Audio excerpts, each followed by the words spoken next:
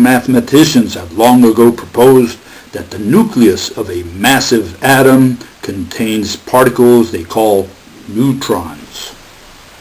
The mathematicians illustrate these neutrons just like they do their protons, as tiny bowling balls.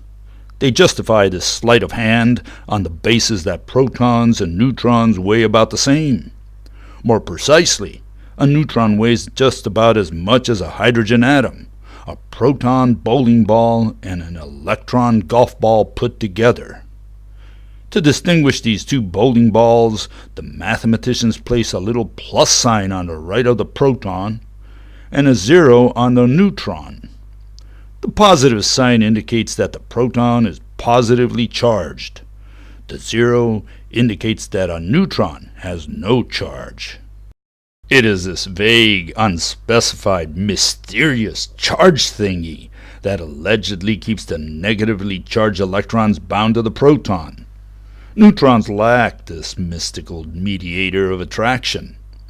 But until the quantum mathematician can tell you what this magical charge thingy is in physical terms, and how this charged entity or medium physically mediates the attraction between protons and electrons, we certainly cannot understand what it is that the neutron is lacking.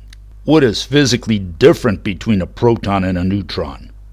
Why does one have charge and the other one doesn't if both are made of quarks which throw gluons at each other? Let's zoom in on one of the protons. It is composed of 3 quarks, 2 up quarks and 1 down quark, moving around very close to each other.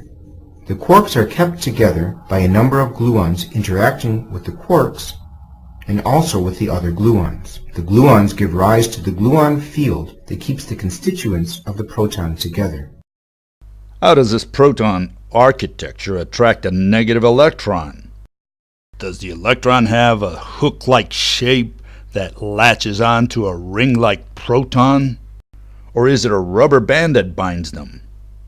In other words, we need to answer how the properties and behaviors of protons and neutrons are related to their architectures.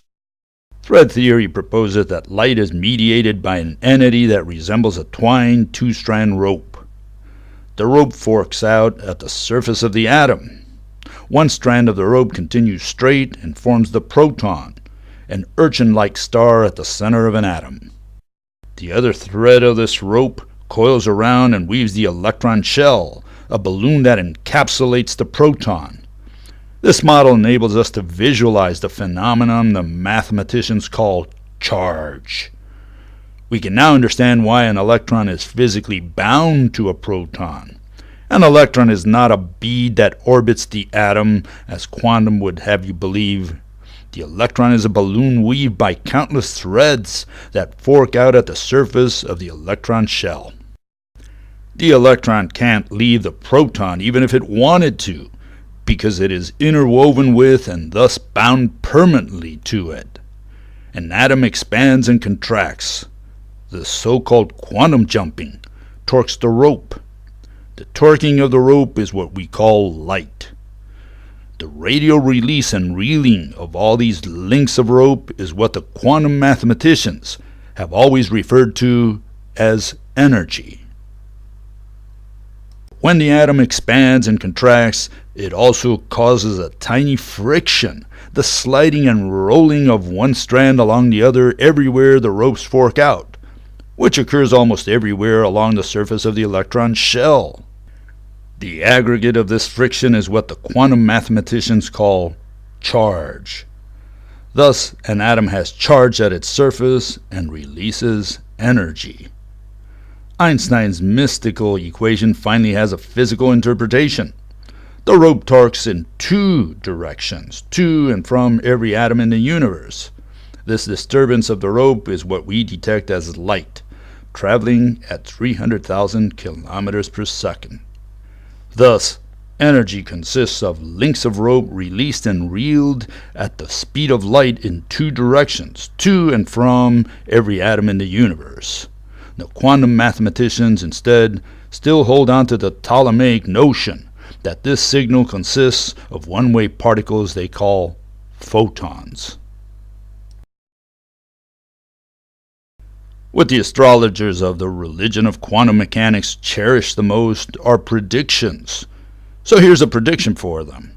The rope model of light and the atom predicts neutrons. If every rope in the universe converges upon an atom, these ropes must also crisscross in countless regions where they pass on their way to atoms. The rope hypothesis proposes that this intersection of ropes constitutes a neutron. Under the rope model of light, whereas a proton is a convergence of electric threads, a neutron is a convergence of electromagnetic ropes. An atom produces charge by rubbing or rolling the electric and magnetic threads where they fork out. The neutron lacks the architecture necessary to perform this function. Here we have drawn a red dashed line merely to show where the atom would end. Thus, although the weight of the neutron and the atom are about the same, they have different architectures. They're structured differently. One more time for those who didn't catch it the first time. The magnetic thread forks out and weaves the electric shell. The electric thread continues straight to the center of the atom. Quantum jumping produces a friction at this fork everywhere along the surface of the electron. The mathematicians refer to this buzzing all along the surface of the atom as charge. The neutron lacks the ability to generate this friction because it is comprised only of ropes heading towards atoms. Thus, unlike the atom, the neutron has no charge. Let's look now at how neutrons are incorporated into atoms.